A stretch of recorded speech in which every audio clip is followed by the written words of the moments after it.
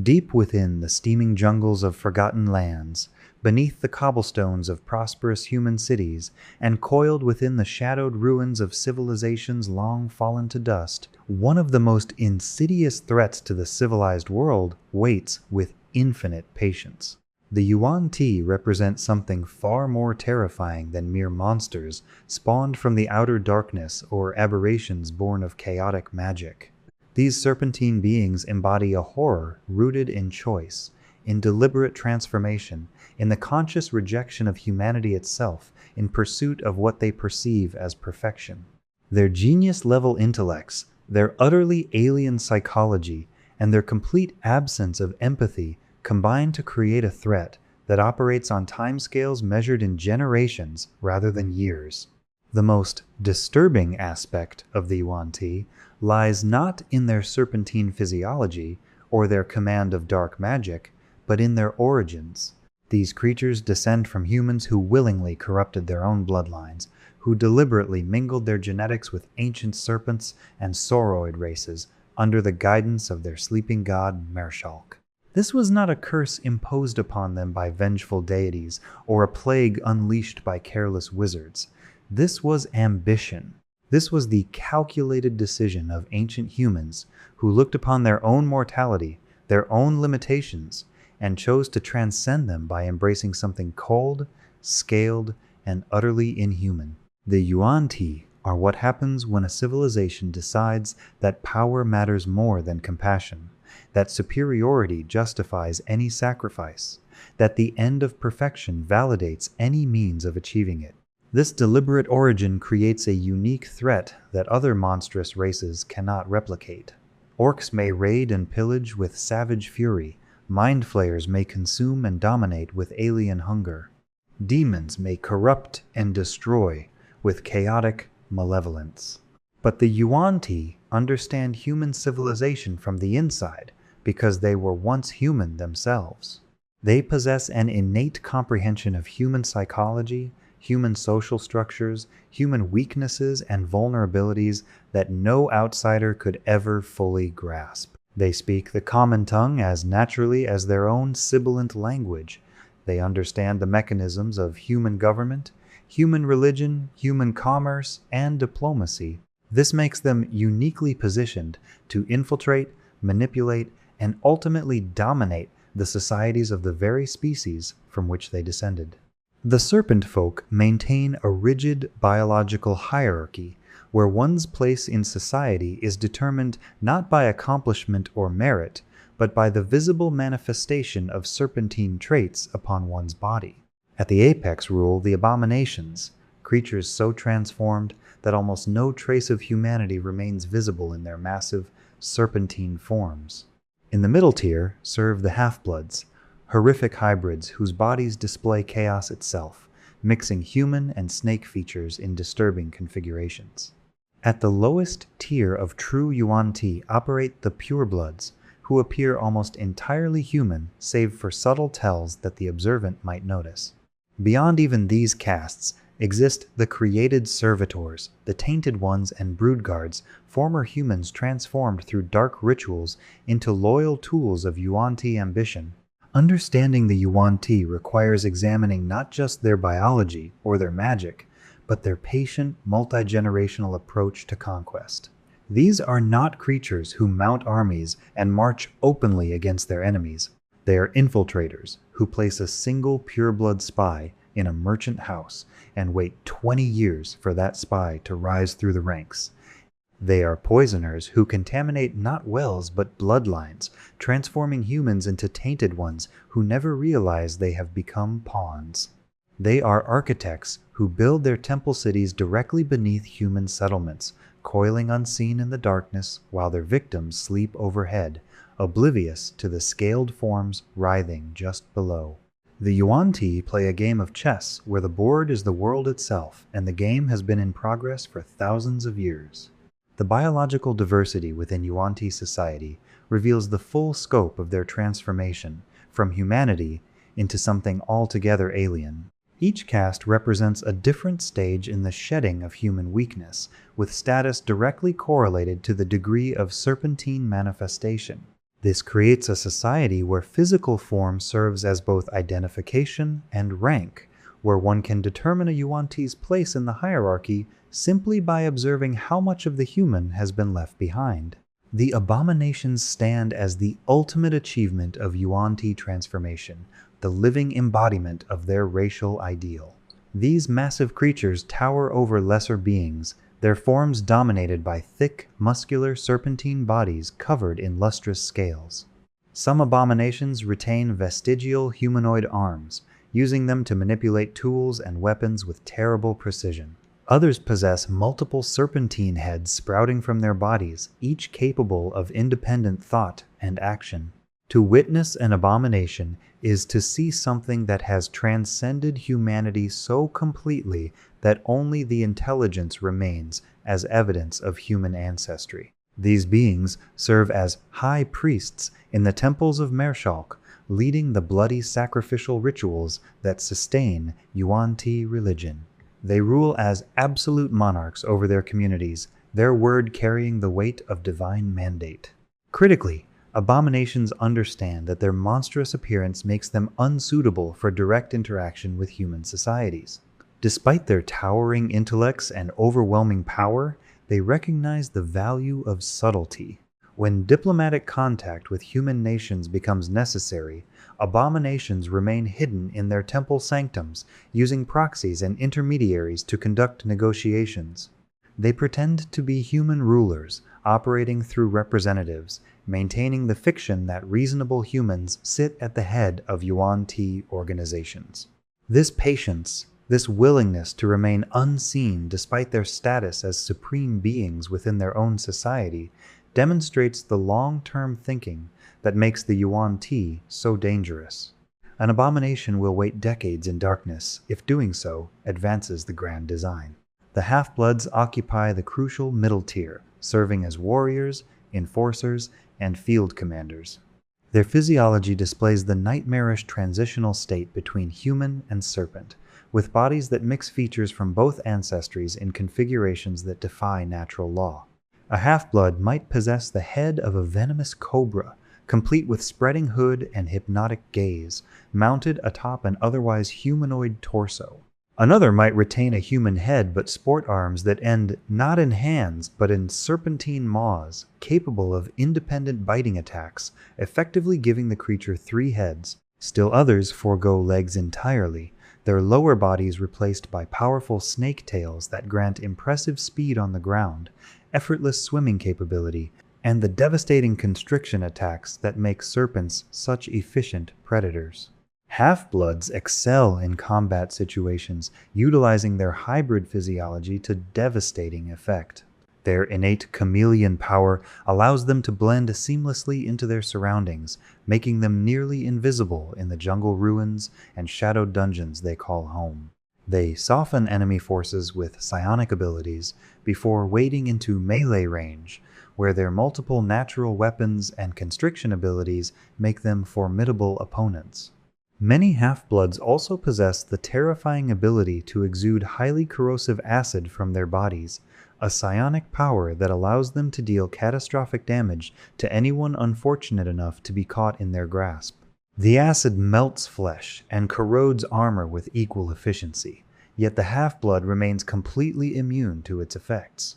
The acid becomes inert the moment it leaves the Yuan-Ti's body, preventing the creation of acid pools, but making grappling attacks especially deadly. At the lowest tier of true Yuan-Ti society function the purebloods, and it is these beings who pose perhaps the greatest threat to human civilization.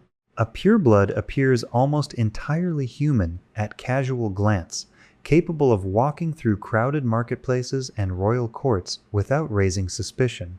Only close inspection reveals the subtle tells of their serpentine nature. The unnaturally sharp and angular bone structure of their faces, the tendency of their eyes to remain unblinking for extended periods, the forked tongue that occasionally flicks out when they believe themselves unobserved, the small patches of fine scales that might mark their necks or hide beneath their clothing. These minor imperfections matter little, as purebloods possess an innate mastery of disguise specifically focused on impersonating humans.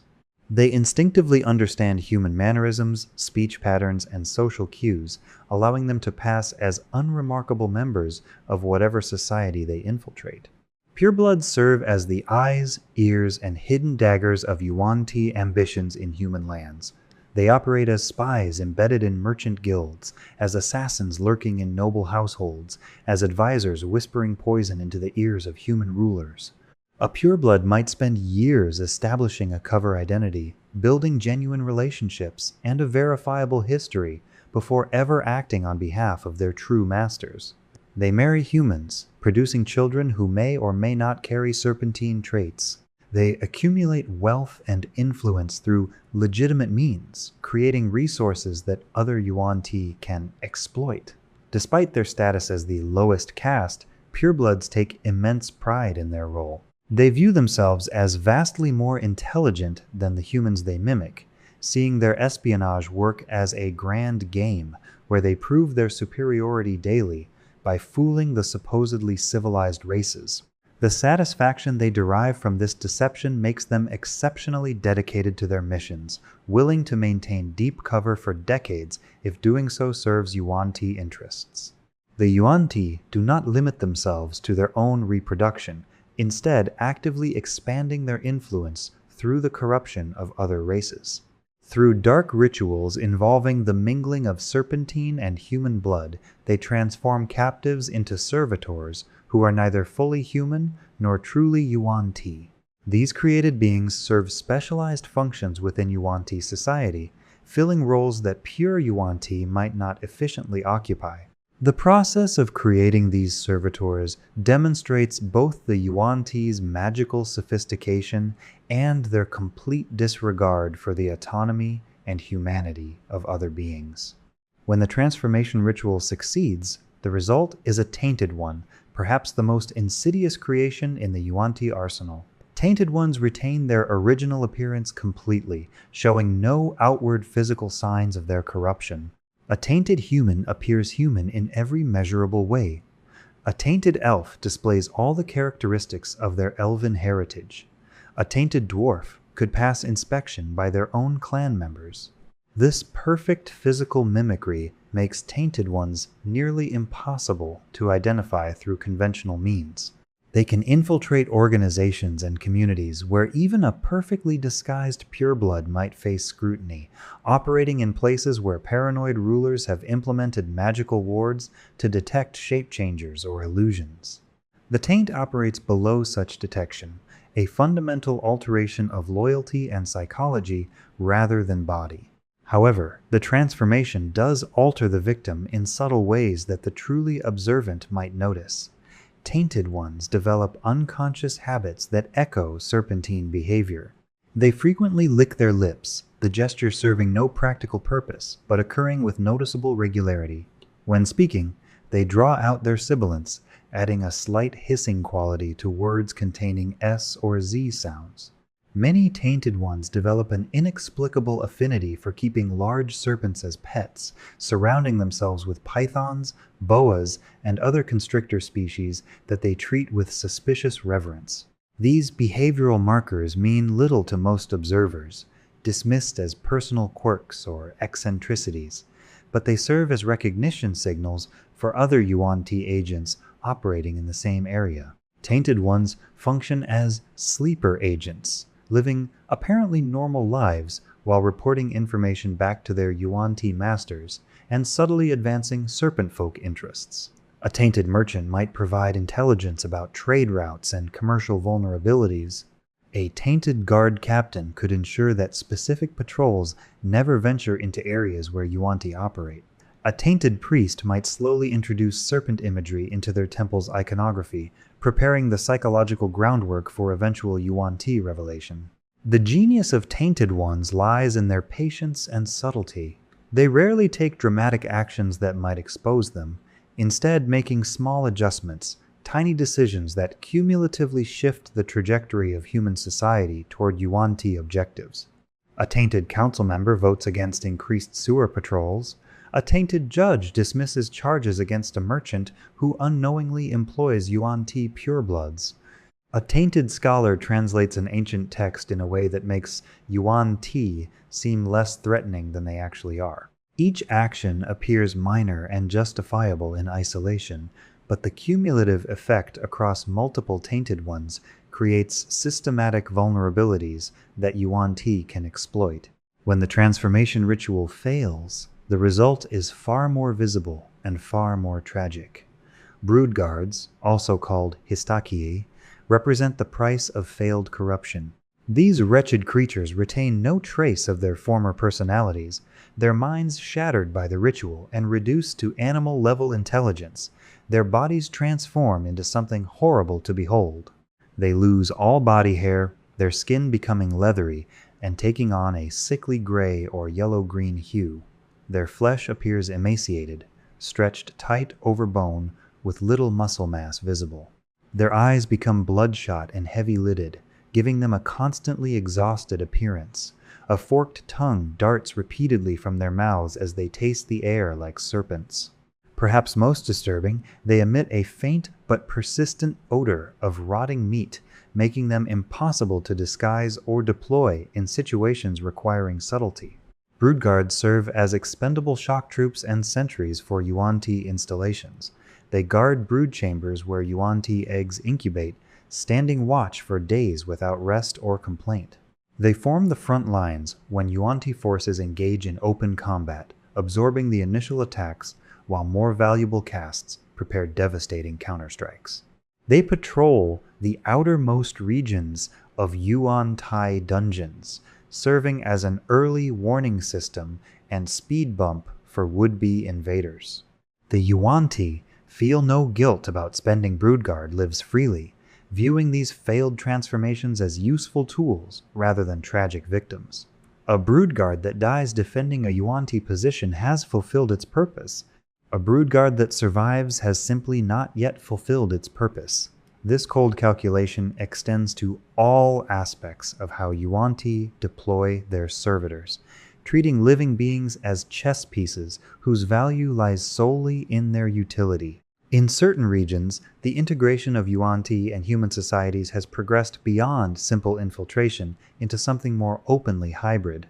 The city of Hlondith in Faerun's Termish region stands as the prime example of this disturbing synthesis. Generations ago, the human nobles of House Extaminos discovered ancient texts describing the rituals of the goddess Vare.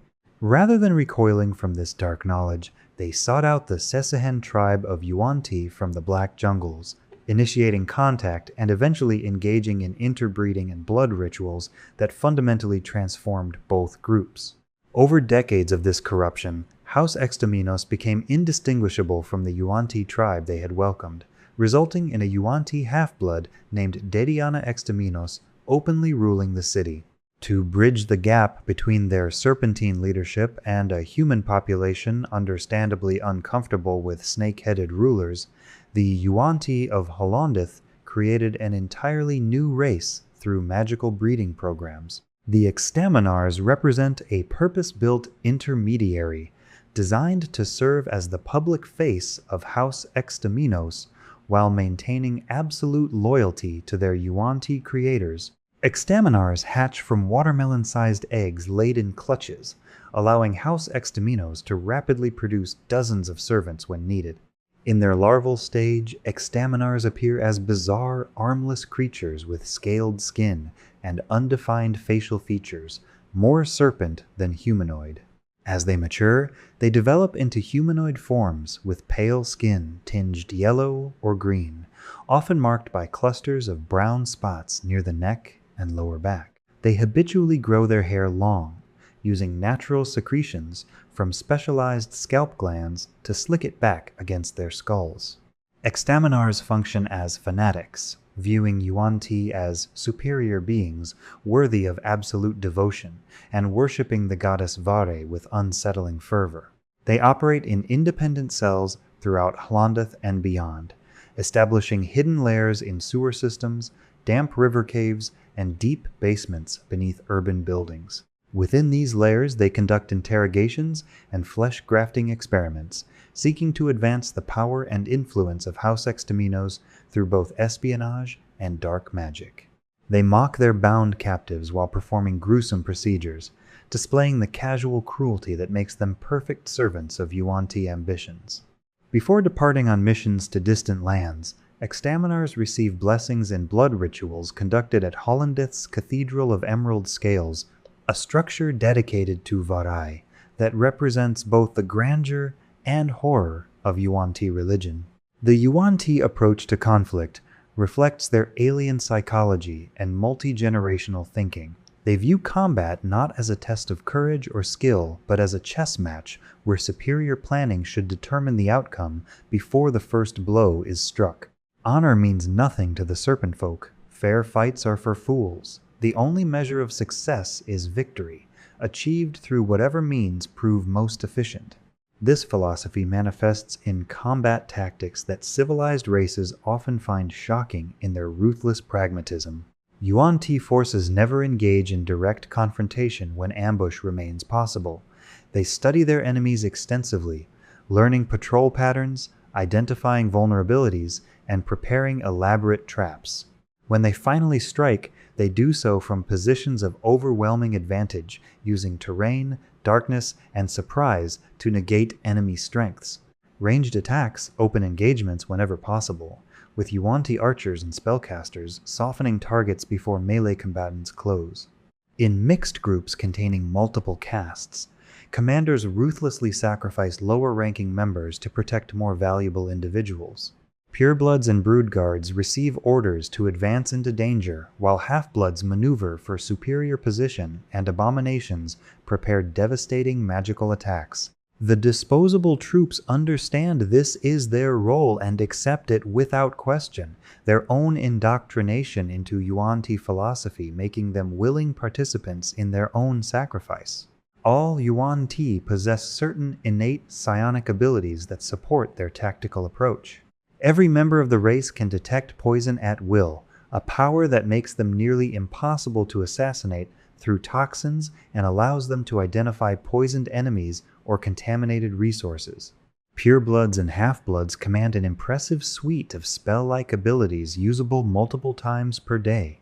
They cast Animal Trance to pacify or control reptiles and other creatures, turning potential threats into allies or at least neutral parties. Cause Fear sends waves of terror through enemy ranks, breaking formations and causing panicked retreats. Charm Person allows them to turn enemies into temporary allies, sowing confusion and creating opportunities for betrayal.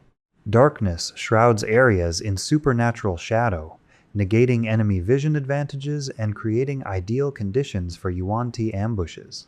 Entangle summons vegetation to restrain and immobilize opponents, making them easy prey for follow-up attacks. Suggestion plants ideas directly into enemy minds, causing victims to act against their own interests while believing they choose freely. Perhaps their most valuable infiltration tool is the alternate form ability possessed by Purebloods and Half-Bloods. Through psionic power, these Yuan-Ti can physically transform into vipers, ranging from tiny to large size. The transformation is complete, making magical detection of their true nature difficult. While in viper form, they lose access to their humanoid natural weapons, but gain the venomous bite of true vipers, using their own potent poison in these attacks. This ability allows them to infiltrate locations where humanoids would face scrutiny, slithering through small spaces, hiding in vegetation, or coiling in dark corners while appearing to be nothing more than a particularly large snake. A Yuan-Ti pureblood might live for weeks, in a noble's manner disguised as a pet serpent, observing private conversations and learning valuable intelligence before reverting to humanoid form to report or act on what it learned.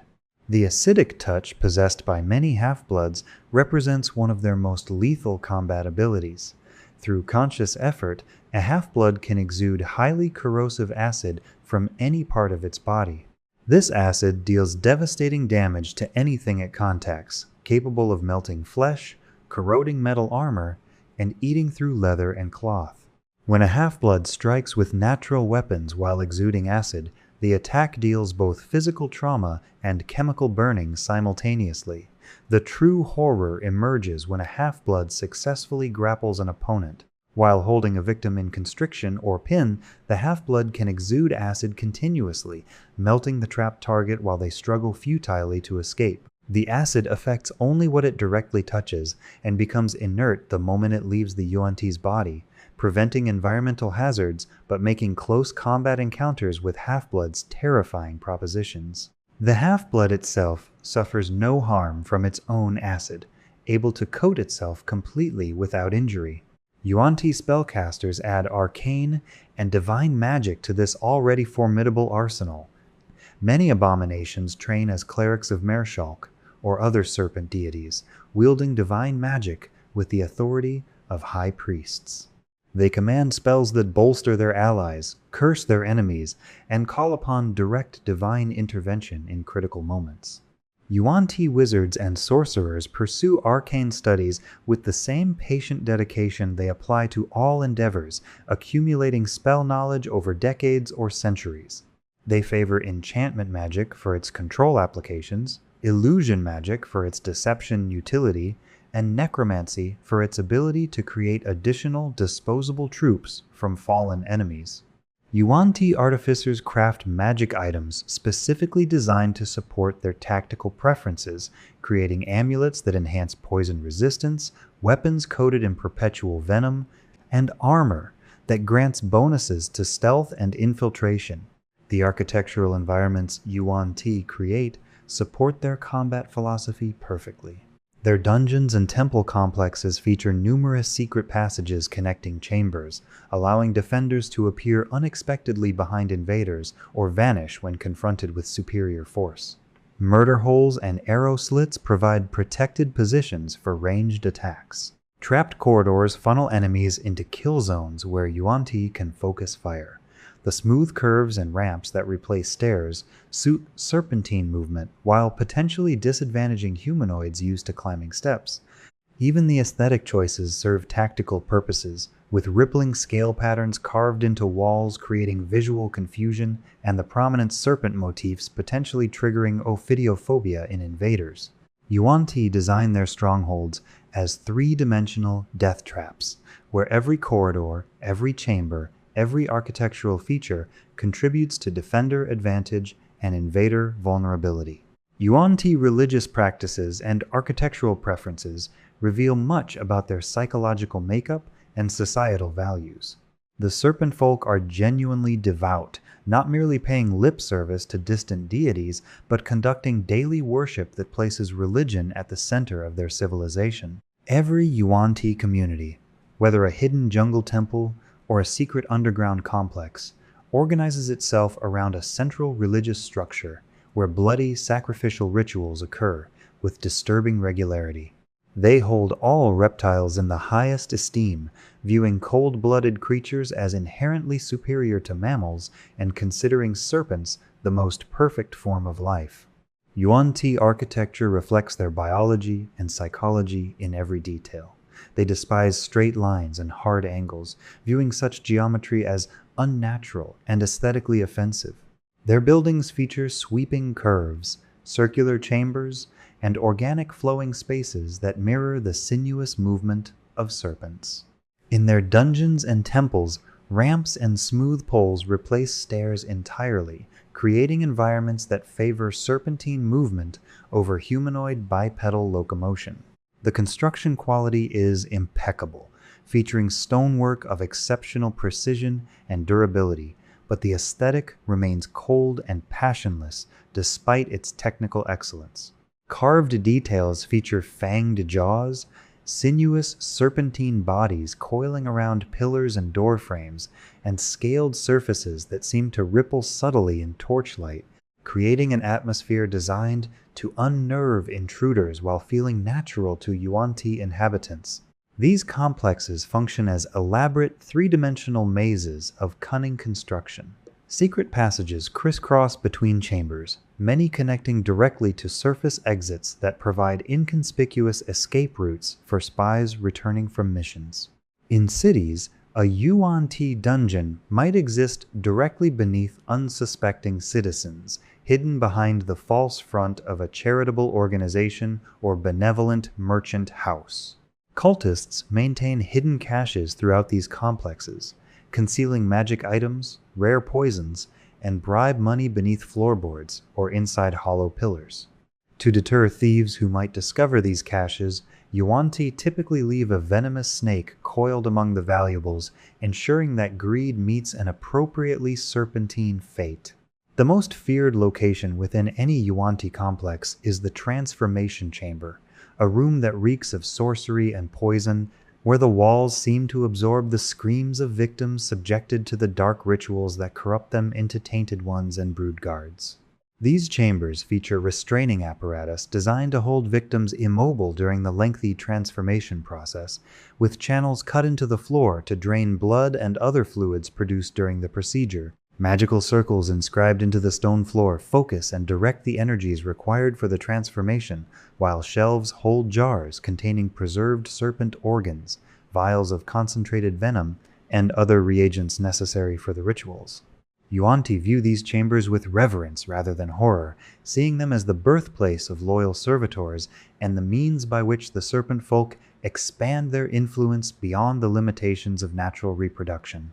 Yuan-Ti maintain massive storage facilities for food, but their dietary preferences differ markedly from civilized races. They abhor salted or preserved foods, viewing such preparations as corruption of the natural state. They greatly prefer their meals, whether livestock or humanoid captives, to be freshly slaughtered and consumed raw. Many Yuan-Ti can unhinge their jaws like true serpents, allowing them to swallow prey whole if desired. The sight of Yuan-Ti feeding often proves deeply disturbing to humanoid observers, as the serpent folk demonstrate no table manners or social niceties, simply tearing into meat with savage efficiency, or slowly consuming bodies with the patient, inexorable swallowing of constrictors. Despite their alien nature and cold pragmatism, Yuan-Ti maintain elaborate traditions surrounding death and burial. They organize strictly maintained serpents' graveyards where they enter their honored dead according to ancient customs. These burial grounds feature individual tombs for important individuals, with abominations receiving the most elaborate interment chambers, decorated with carvings, celebrating their achievements, and packed with treasures and magic items meant to accompany them into the afterlife. Lesser Yuan-Ti receive more modest burial, but even purebloods are laid to rest with ceremony and respect. The Yuan-Ti view proper burial as essential to maintaining cosmic order and honoring the traditions that connect them to their ancient ancestors who first walked the path of transformation. The serpent folk worship multiple deities, dividing their devotion among several dark powers who share affinity for serpents and cold-blooded ambition. Mershalk stands as the chief deity of the Yuan-Ti pantheon, the ancient entity whose promptings first convinced humans to mingle their blood with serpents. Abominations serve as the high priests of Mershalk's bloody cults, conducting sacrifices and interpreting divine will for lesser castes. In some theological traditions, Mershalk sleeps in divine torpor, his dreams shaping Yuan-Ti destiny even while his active consciousness remains dormant. Zahir receives veneration as the god of darkness and poison, worshipped by Yuan-Ti who dream of the day when serpent coils will encircle the entire world. Temples dedicated to Zahir feature stepped pyramids, reminiscent of ancient Mesoamerican construction, giant statues of serpentine deities, and massive sacrificial pits where victims meet their ends in view of these imposing idols. Varai commands particular devotion among the Yuan-Ti of Hlondeth and the Extaminar race created to serve them. The Cathedral of Emerald Scales in Hlondeth stands as the primary site of her worship, a structure that manages to be simultaneously wondrous in its architectural achievement and hideous in its purpose. The cathedral features countless emeralds embedded in its walls and columns, creating a glittering, scale-like surface that catches and reflects light in hypnotic patterns. Within its halls, priests of Varai conduct the blood rituals that bless Extaminars before sending them across the continent on missions for House Extaminos. Sertris represents a lesser-known but highly dangerous entity, worshipped by a splinter faction calling themselves the Vanguard of Sertris. This cult operates from ancient fortresses like Castle Cerastus, utilizing magical portals to transport forces across vast distances. Among Sertris's followers are powerful Yuan-Ti half-blood ghosts, including the notable Yensuros, who continue to serve their deity even beyond death, believing fervently in Sertris's promises of rejuvenation and eventual resurrection. In the world of Faerun specifically, Yuan-Ti presence concentrates heavily in the Cholton Peninsula and surrounding southern lands, though their influence extends far beyond these regions through carefully maintained spy networks and trade relationships. The Black Jungles serve as home to 3 massive Yuan-Ti tribes that have established themselves as major regional powers.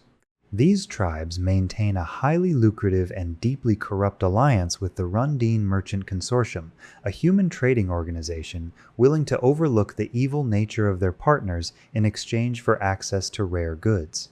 The Sesahen tribe provides exotic herbs, rare tropical flora, and deadly poisons to Rundine merchants, who in return supply the Yuan-Ti with human slaves and provide transport for pureblood spies to northern ports across the continent.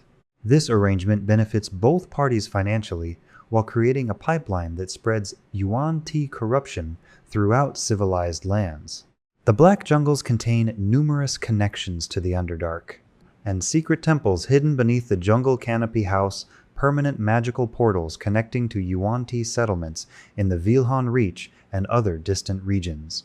These portals allow rapid communication and troop movement, effectively making separated Yuan-Ti communities function as a unified network despite vast geographic distances. The neighboring nation of Tashalar exists in constant fear of the Serpent Folk, their proximity to Yuan-Ti territory making them vulnerable to infiltration and attack. While Tashalar enjoys wealth from trade in exotic foods and possesses a population renowned for physical beauty, the shadow of the Rundine Consortium's Yuan-Ti alliance puts permanent pressure on their commerce and security. Tashalar's rulers understand that Rundine merchants moving through their ports might carry Yuan-Ti spies or serve Yuan-Ti interests, but they lack the power to effectively oppose the consortium without destroying their own economy.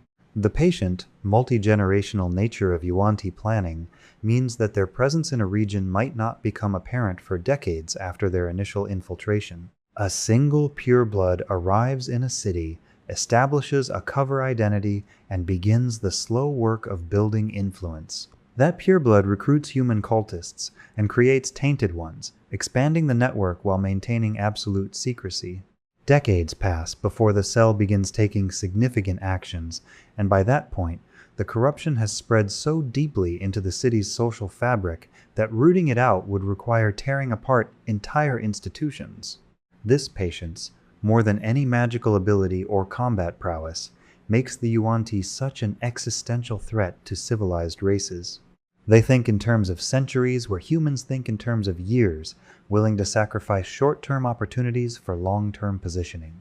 The Yuan-Ti stand as a testament to the horrifying results when ambition operates without moral constraint, when the pursuit of power and perfection overrides all considerations of empathy or ethics.